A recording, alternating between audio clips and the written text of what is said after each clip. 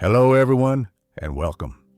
Today, we embark on a cosmic journey to unravel one of the most fascinating mysteries of the universe, the life cycle of stars. From their birth in cosmic nurseries to their grand and sometimes dramatic finales, stars are the pillars that support the structure of the cosmos, forging the elements that make up everything we know, including ourselves. But what exactly is a star? In essence, a star is an immense sphere of incandescent plasma, held together by its own gravity and generating energy through nuclear fusion reactions in its core. They are the lighthouses of the universe, illuminating galaxies and allowing for the existence of planets and, who knows, life. Throughout this video, we will explore the different phases a star goes through, from its humble beginning to its ultimate destiny, and we will dedicate a special chapter to our own star, the Sun. Prepare for a journey that will take us through billions of years and unimaginable distances, revealing the beauty and complexity of stellar evolution. Let's begin. The story of a star begins in breathtaking places known as nebulae. Imagine vast interstellar clouds composed mainly of hydrogen and helium with traces of cosmic dust. These nebulae are the true stellar nurseries, where ideal conditions for the formation of new stars are found. Within these gigantic clouds, there are denser regions that, due to some disturbance, perhaps the shock wave from a nearby supernova or the collision of two clouds, begin to collapse under their own gravity. As gravity pulls gas and dust inward, the cloud begins to spin and flatten, forming a protoplanetary disk with a dense core at its center. This collapsing core is what we call a protostar. The temperature and pressure at the center of the protostar dramatically increase as more material is accumulated. For millions of years, the protostar continues to attract mass from its surroundings, growing in size and density. The crucial moment in a star's life occurs when the temperature and pressure in the protostar's core reach a critical point, about 10 million degrees Celsius. At this point, nuclear fusion reactions begin. Hydrogen atoms start to fuse to form helium, releasing a colossal amount of energy. This energy generates an outward pressure that opposes the force of gravity, establishing a hydrostatic equilibrium. It is at this instant that the protostar becomes a true star, shining with its own light and entering the longest and most stable phase of its existence, the main sequence. It is important to note that the initial mass of the protostar determines the type of star it will become. More massive protostars collapse more quickly and reach nuclear fusion conditions in less time, while less massive protostars take longer to initiate their fusion reactions. This difference in initial mass will be crucial in determining its entire life cycle and its ultimate destiny. Once nuclear fusion begins, the star enters the phase we call the main sequence. This is the longest and most stable stage in any star's life, occupying about 90% of its existence. During this period, the star is in a delicate balance. The force of gravity, which tries to compress the star, is perfectly counterbalanced by the pressure generated by nuclear fusion in its core, which tries to expand it. This is why main sequence stars maintain a relatively constant size and brightness. The main process occurring in the core of a main sequence star is the fusion of hydrogen into helium. 4 hydrogen nuclei combine to form one helium nucleus, releasing an enormous amount of energy in the form of light and heat. This energy is what makes the star shine and what keeps it stable against gravitational collapse. The duration of a star's life on the main sequence is primarily determined by its mass. Paradoxically, more massive stars have shorter lives. Although they have more fuel, hydrogen, they burn this fuel at a much faster rate due to the higher temperatures and pressures in their cores. A star with 10 times the Sun's mass may live only a few tens of millions of years, while a star with half the Sun's mass can live for hundreds of billions of years, much longer than the current age of the universe. Low-mass stars, such as red dwarfs, burn their hydrogen very slowly and efficiently, which gives them extraordinary longevity. High-mass stars, the blue giants, are extremely luminous and hot, but consume their fuel at a dizzying pace, destined for a spectacular end in a short cosmic period. Nothing in the universe is eternal, not even stars. Eventually, the hydrogen fuel in a star's core begins to run out. What happens next depends crucially on the star's initial mass. Let's explore the two main paths: low and medium mass stars, like the Sun. For stars with masses similar to our Sun, the end of the main sequence marks the beginning of a dramatic transformation. When the hydrogen in the core is depleted, nuclear fusion ceases. Gravity then begins to compress the core, causing it to heat up. This heating, in turn, causes the star's outer layers to expand enormously and cool, becoming a red giant. The star can swell hundreds of times its original size, engulfing nearby planets. Inside the red giant, the core continues to contract and heat until the temperature and pressure are sufficient to initiate the fusion of helium into carbon. This new energy source stabilizes the star for a while, but helium is also a limited fuel.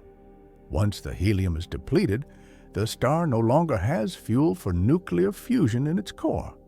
The outer layers are then gently ejected into space, forming a beautiful and expanding cloud of gas and dust known as a planetary nebula. Despite the name, these nebulae have no relation to planets. The term was coined in the 18th century due to their visual resemblance to planetary disks through rudimentary telescopes. What remains at the center of the planetary nebula is the dense, hot core of the original star, now a white dwarf. A white dwarf is incredibly dense. A teaspoon of its material would weigh several tons on Earth. It no longer generates energy through nuclear fusion but shines due to residual heat. Slowly, over billions of years, a white dwarf will cool down and become a black dwarf, a cold, dark object that no longer emits light or heat. However, the universe is not old enough for any white dwarf to have become a black dwarf yet. High-mass stars.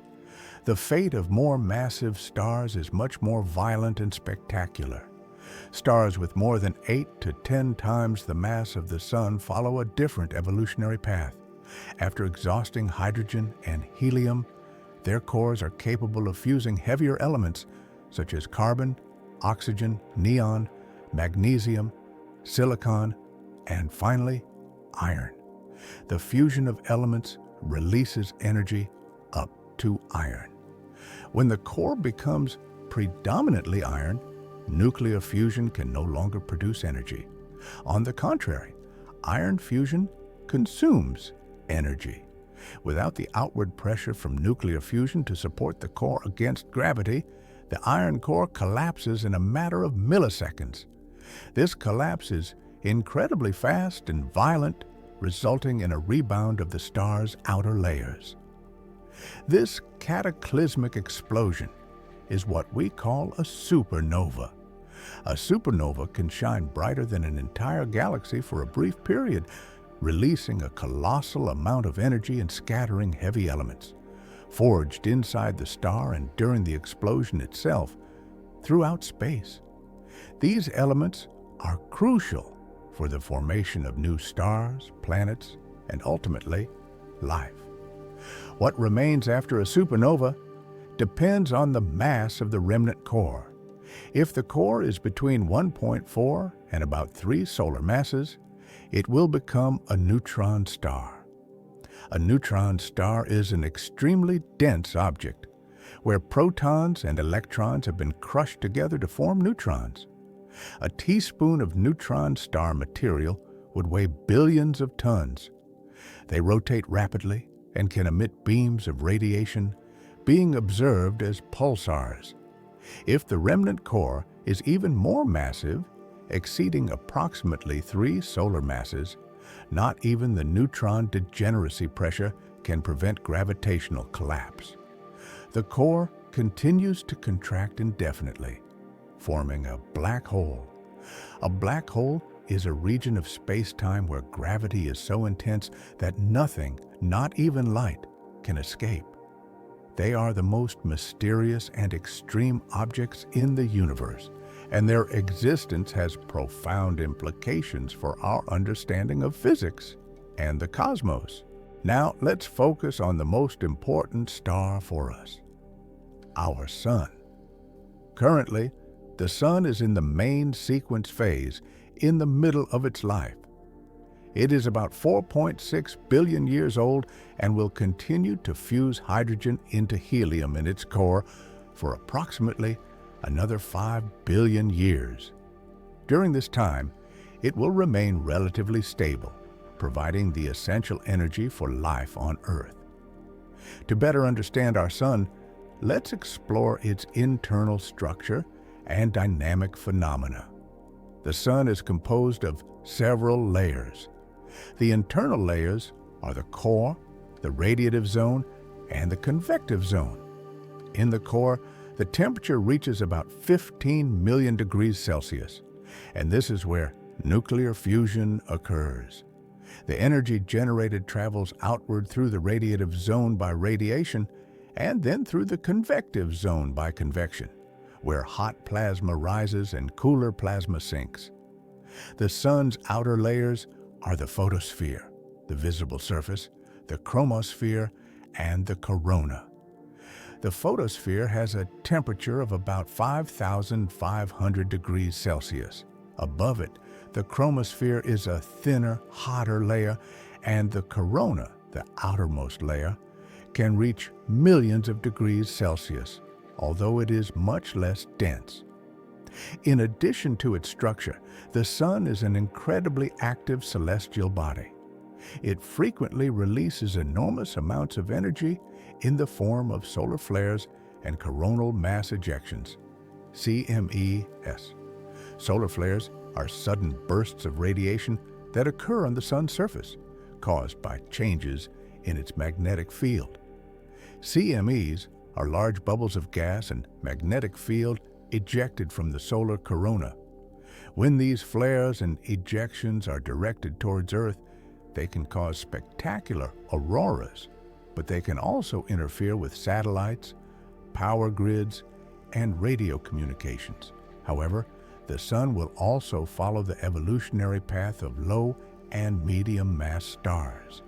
When the hydrogen in its core begins to run out, the Sun will expand and become a red giant. It is estimated that in about 5 billion years, the Sun will swell so much that it will engulf Mercury, Venus, and possibly Earth.